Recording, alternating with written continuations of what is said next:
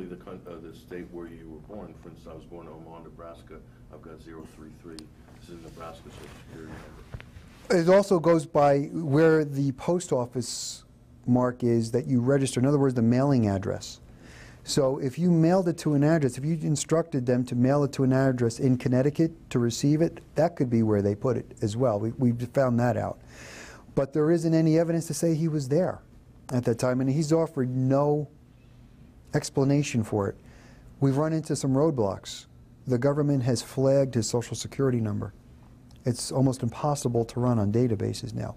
Even on civilian private investigator databases, they've been locked out. So we have an obstacle there we'll have to try to overcome. Okay. And just one last thing.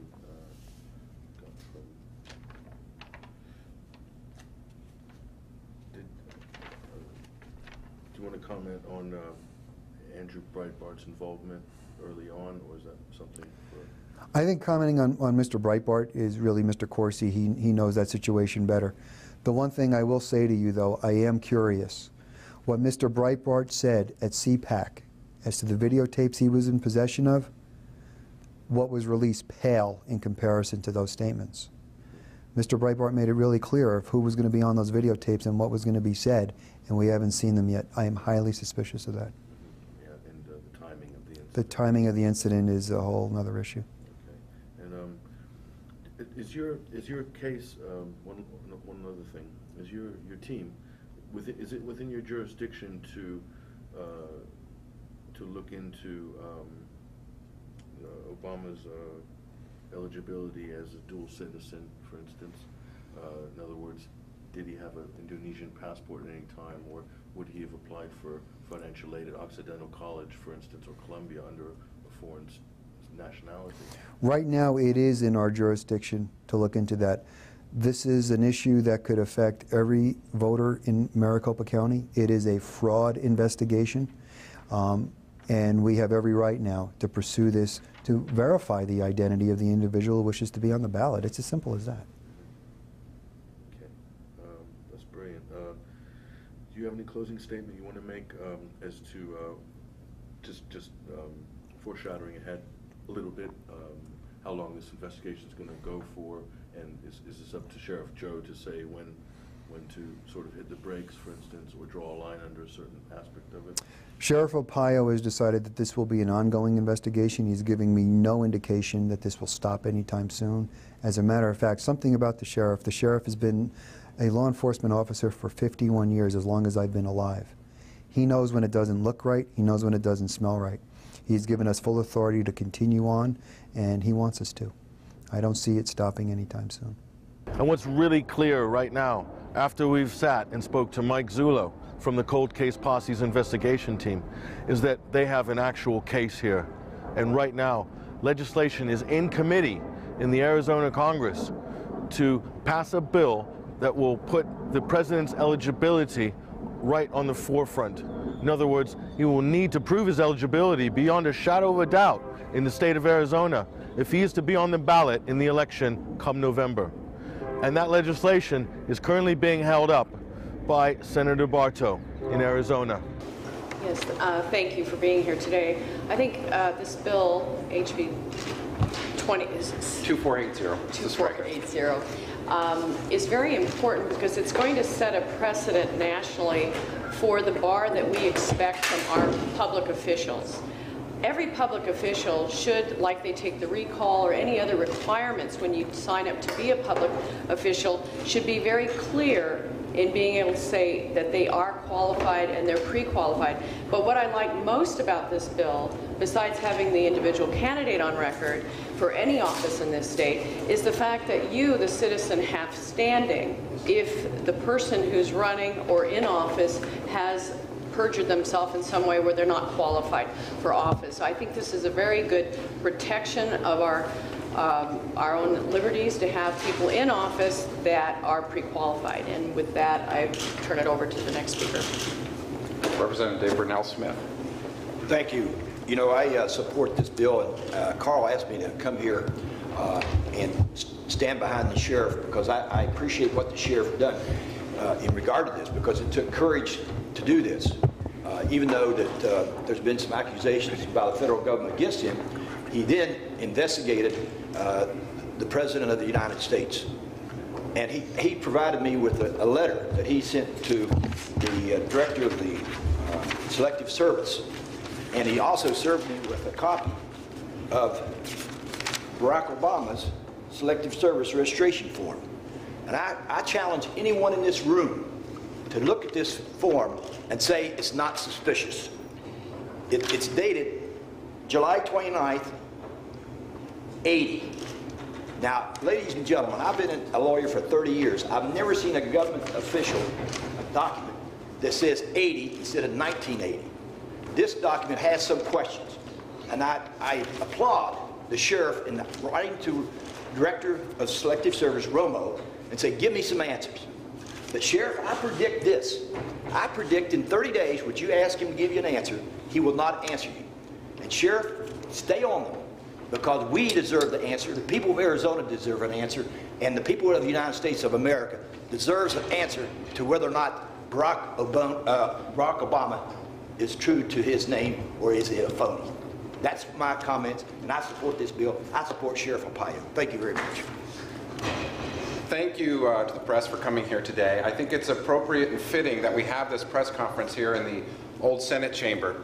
This very building, not a little bit more than 100 years ago across the hall, they debated whether or not women should have the right to vote. And this state stepped forward as one of the first states to grant women the right to vote. So how fitting and appropriate that this state also step forward and say that our ballot, no matter what office you're running for, should have the highest degree of integrity and validity, and to give the average citizen the ability to preserve, protect, and defend their own Constitution couldn't be more American and couldn't be more nonpartisan. So I urge the public that's hearing this message to encourage their legislator, as well as, once again, Andy Tobin, the Speaker of the House, and the Senate President Steve Pierce, to move this bill along and to hastily put it into practice. So with that, I'll yield to questions myself, and you may have some technical questions for Mr. Zullo. So is there any questions? So what's the holdup, Carl? I mean, you can't get it through a committee? As I understand it, I spoke with Senator Nancy Bartow 2 weeks ago, at which point she had told me she would withdraw it from the committee it was inadvertently assigned to. It was designed, this bill was a striker, and it was going to be what it is, ostensibly. I have a copy of the said withdrawal.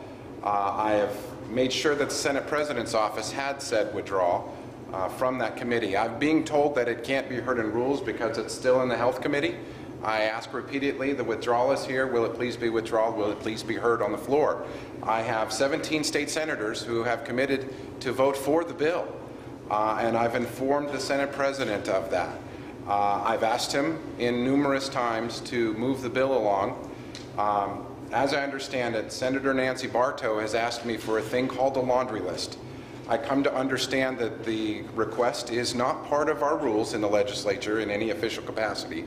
It's a standard of getting an autograph from every state senator. If I can't take the word, we have two things down here at the Capitol. We have our word and our vote, and both are easy to lose if you're not careful. So if I can't trust the word of a senator I speak to face-to-face and say they're going to support the bill, to go back and ask them to initial the same card I used to mark down that they were supportive, I think is a little over the top. But if Senator Bartow is requesting me to go to each one of the senators that said that they would support the bill, I will do that. Because the integrity of the ballot is that important. But for the last conversation I had with the Senate President a week and a half ago on that subject, he told me that that was not required in this case and that the bill would move along. So I am not clear on exactly what's happening. I'm getting mixed messages. But when I speak directly with the Senate President and Senator Bartow, I get the picture of they'll withdraw the bill from committee. Senator Bartow said that to me. The Senate President told me in no uncertain terms that I don't need a laundry list, as aforementioned, which there are no rules about that.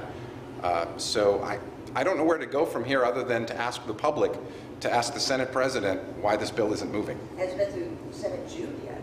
It has been through committee. The next committee for it to be heard before is what's called Rules Committee, which is really a committee that every bill goes through. It's more of a technical procedure. It's ready to go to Rules except for the fact that they haven't withdrawn it from the Health Committee. That's the committee that Senator Bartow chairs. whom she told me she would withdraw it, and I have a copy of said withdrawal. So I don't understand what the hang-up is. Are you fixing some kind of deadline for actually getting it heard into a particular chamber by? Well, actually, yes, because the deadline at this point would be sine die, or the completion of our labors.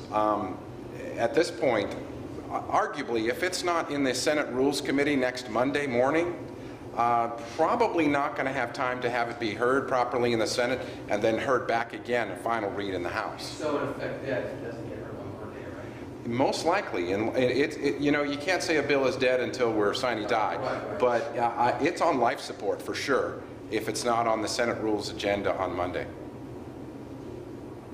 Any other questions? Once again, I'm sorry. I was a little curious about why this is winding up in a health committee. I would think logically it should go to the judiciary. And you know that the Chairman Gould was going to. The bill was a striker bill when it came over to the House. I knew, based on things happening here, that it would be a potential bill for a striker. So what I did is I asked the leadership to place the bill in the Government Reform Committee, which they did. They also placed it in health because the former title was a title that had health in its concept. That's why it was inadvertently assigned there. That's in large part why I believe Senator Bartow had agreed, in large part, to withdraw, because it wasn't, the construct of the striker had nothing to do with health. It's election law. So what can President Pierce do? I mean, obviously he's the leader, but what can President Pierce do if the United States... What can President Pierce do? President Pierce is holding the bill right now. President Pierce, it's complete. He's the chair of the Rules Committee.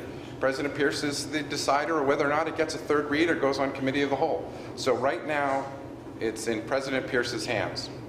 And has he expressed any misgivings about it?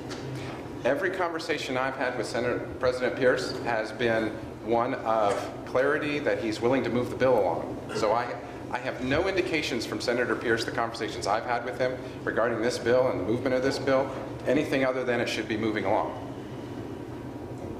Mystifies you, it sounds like. It does. But you know, one of the best things here, and I really appreciate so many of you in the media here, the best things that we can do at the Capitol is put the public light on things.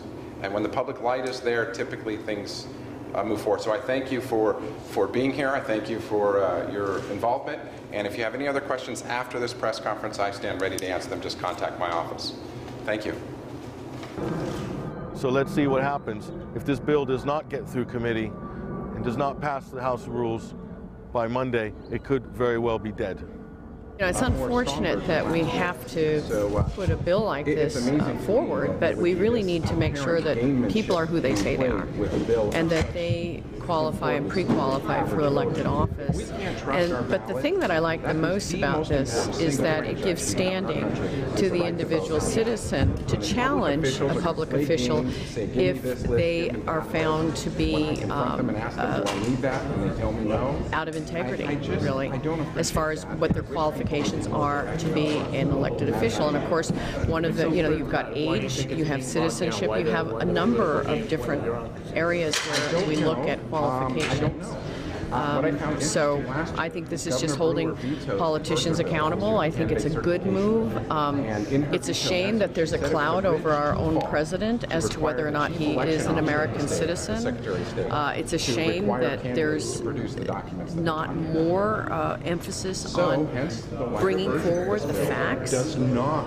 When you, I know you go online and we see different blogs. I've actually seen clips of Obama saying that he's not an American. When your own president says that he is a foreigner, has taken foreign education money as a foreigner to go to our schools here, you begin to wonder who's telling the truth here. And so there's so many inconsistencies.